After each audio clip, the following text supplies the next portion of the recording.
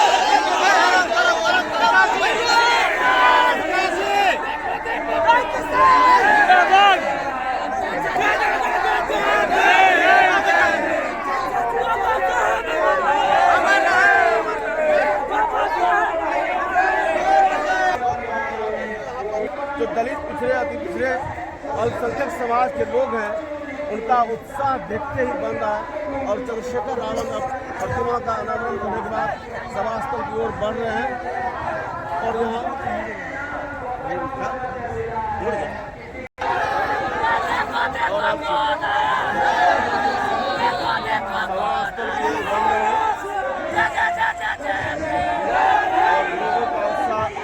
एकदम चरम पर है। देख सकते हैं कि युवाओं में जो उत्साह है वो देखने लायक है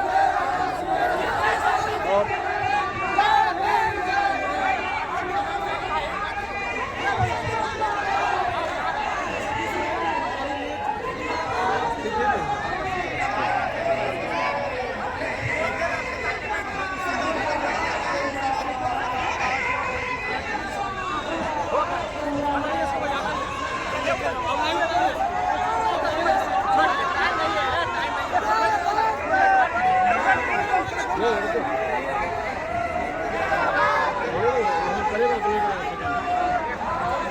झंडा लेके आपकी गरीबी बेबसी लाचारी को खत्म करने वाला अगर कोई आएगा तो आजाद समाज पार्टी की बारहवीं का आदमी आएगा। मेरी बात को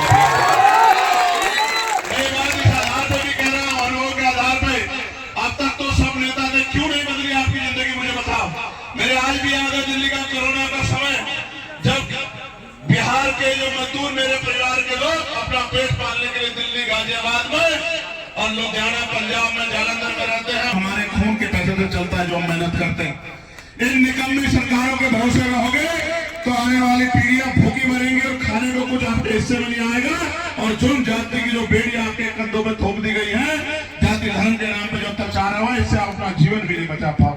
ये बताओ, मान सम्मान से जीना चाहते हो नहीं चाहते हो? बताओ, नहीं जोर से बताओ, मान सम्मान से जीना चाहते हो नहीं चाहते हो?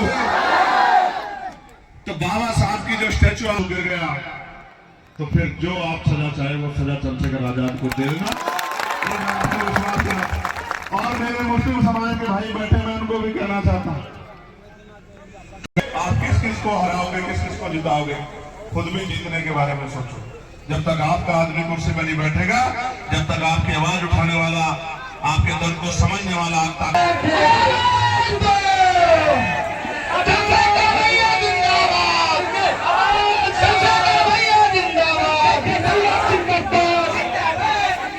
सभी दर्शकों से अनुरोध है कि आप लोग अपना ग्रहण कर लें। संसद के नेता चंद्रशेखर आजाद जी अपनी बात रखेंगे।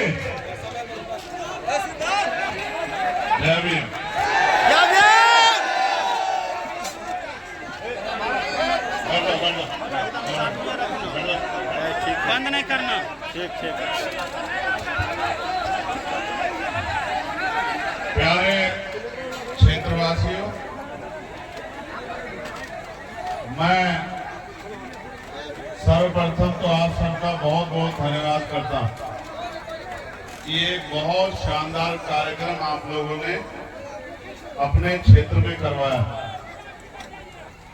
और जो मूर्ति का अनावरण मुझ जैसे छोटे से आदमी से आप लोगों ने कराने का काम किया है, मैं उसके लिए भी आपका हाथ जोड़ के बहुत बहुत धन्यवाद करता हूं। प्रिय साथियों,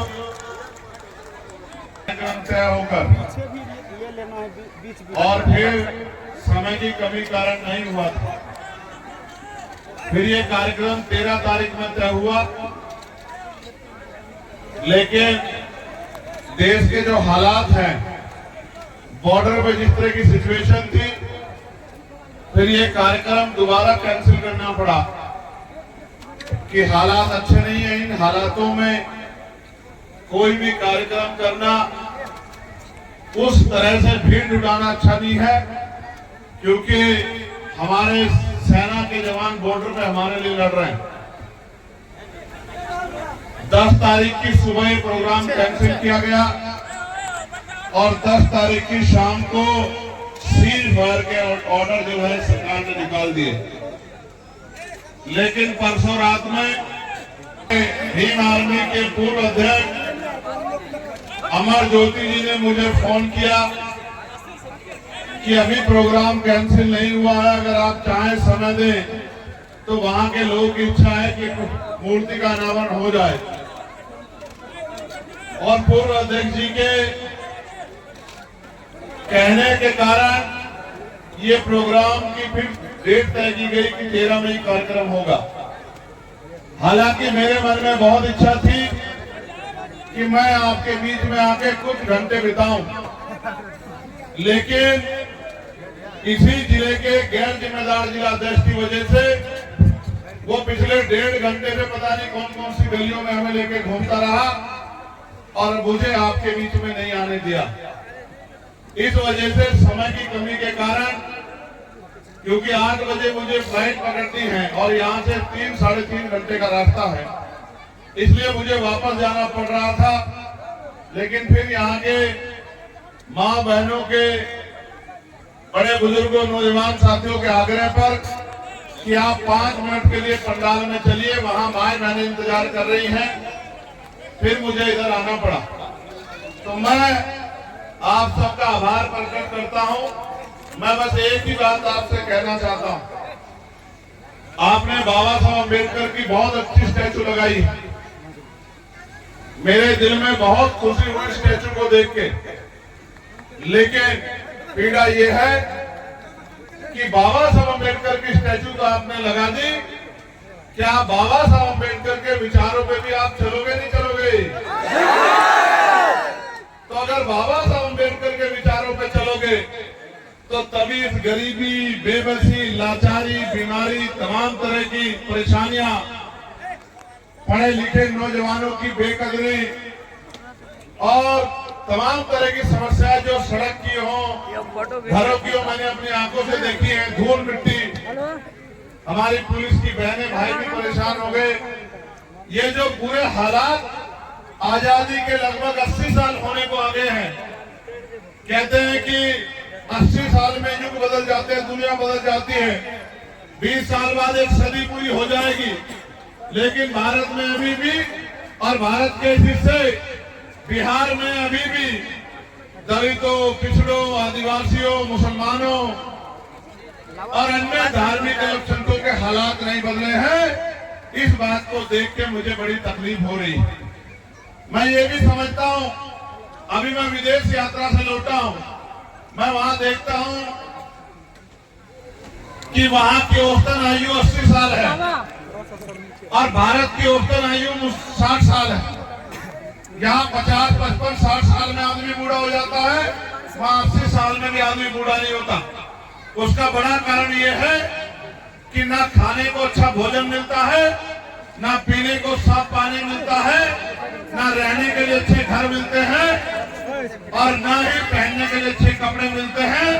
इन तमाम भ्रष्ट नेताओं ने अब तक हमें लूटने का काम किया है। इन नेताओं की वजह से आज तक भी सुख सुविधाएं हमारे चौखट तक नहीं पहुंची। मैं नौजवानों को देख रहा था मोटरसाइकिल पे और कहां से मेहनत करके अपनी जेब का पैसा खर्च करके आज इस यात्रा में आए हैं। जय भीम का जोरदार नारा लगा रहे हैं। मैं ये भी देख रहा हूं कि किसी की चप्पल भी बहुत अच्छी नहीं है, किसी की चप्पल टूटी हुई है, किसी का जूता टूटा हुआ है, लेकिन जोर जोर बाबा साहब का नारा लगा रहे हैं और गाड़ी के अंदर झांक झांक के मुझे देख रहे हैं। मेरे प्यारे भाइयों, मेरा बस चले, शांत हो जाओ, मेरा बस चले तो मैं अपने खून के एक बूंद लगा के आपके आंसू पोंछने का काम करूं, लेकिन मैं हालात से मजबूर हूं, क्योंकि भारत में लोकतंत्र है और लोकतंत्र में जिसे आप वोट देकर राजा बनाते हो उसी की कलम में इतनी ताकत होती है कि आपकी जिंदगी बदल दे।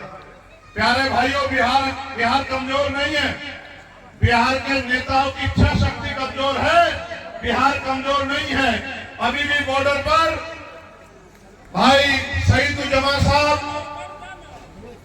और आज ही मुझे खबर आई, प्रधानमंत्री ने तो कहा कि सीज फायर हो गई है, अब अगर कोई भी गोली चलेगी या कोई आतंकवादी हमला होगा तो हम उससे निपटेंगे। लेकिन कल ही सिवान के राम प्रसाद बाबू की जान, जो सेना का एक जवान था जो शहीद हुआ कल, फिर इस मिट्टी ने जो है देश का कर्ज उतारने का काम किया।